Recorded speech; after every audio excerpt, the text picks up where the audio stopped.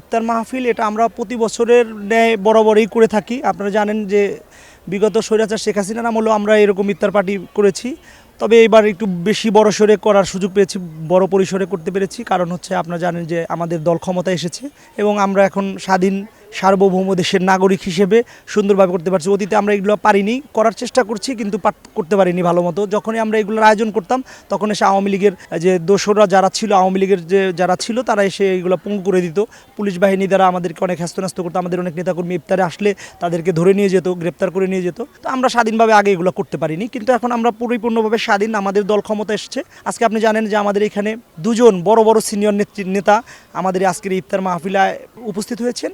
গণপ্রজাতন্ত্রী বাংলাদেশ সরকারের মাননীয় মেয়র মহোদয়ের পদমর্যাদায় যিনি রয়েছেন প্রশাসক আব্দুল সালাম, বীর মুক্তিযোদ্ধা আব্দুল সালাম ভাই এসেছেন, প্রধান অতিথি হিসেবে ছিলেন এবং বিশেষ অতিথি হিসেবে ছিলেন গণপ্রজাতন্ত্রী বাংলাদেশ সরকারের মাননীয় সংসদ সদস্য জননেতা আলহাজ হামিদুর রহমান হামিদ, যার কথা না বললেই নয়, যার তত্ত্বাবধানে, যার সার্বিক সহযোগিতা, যার প্রচেষ্টায় এত বড় একটা আয়োজন, এত বড় একটা ইফতার মাহফিল সম্পন্ন করেছি। এই এলাকার বারবার নির্বাচিত সাবেক সফল কমিশনার, ঢাকা মহানগর দক্ষিণের বারবার যিনি যুগ্ম আহ্বায়ক হয়েছেন এবং ঢাকা মহানগরীর বিভিন্ন দায়িত্ব পালন করেছেন, আমাদের সকলের রাজনৈতিক অভিভাবক জননেতা আলহাজ মোশাররফ হোসেন খোকন। ধন্যবাদ জানাই তার সুযোগ্য সন্তান জননেতা রবিন হোসেনকে, যার সভাপতিত্বে আজকের এই প্রোগ্রামটি স্বয়ংসম্পূর্ণভাবে সম্পন্ন করতে পেরেছি। যারা এই প্রোগ্রামে এসেছেন, সাংবাদিক থেকে শুরু করে বিভিন্ন দলীয় নেতৃবৃন্দ, লালবাগ, চকবাজার এবং বংশাল, আমাদের ঢাকা 7 আসনের যে বিভিন্ন পর্যায়ের নেতৃবৃন্দ এবং অঙ্গ সহযোগী সংগঠনের নেতৃবৃন্দ, সবাইকে আমি আজকের এই প্রোগ্রাম সুষ্ঠু, সুন্দর ও সফলভাবে সম্পূর্ণ করার জন্য এবং শেষ হওয়ার জন্য সবাইকে ধন্যবাদ জানাই।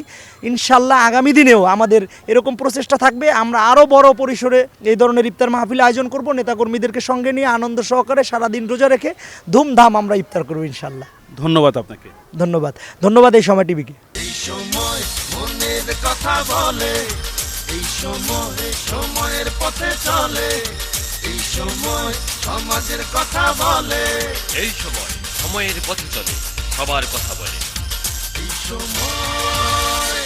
এই সময়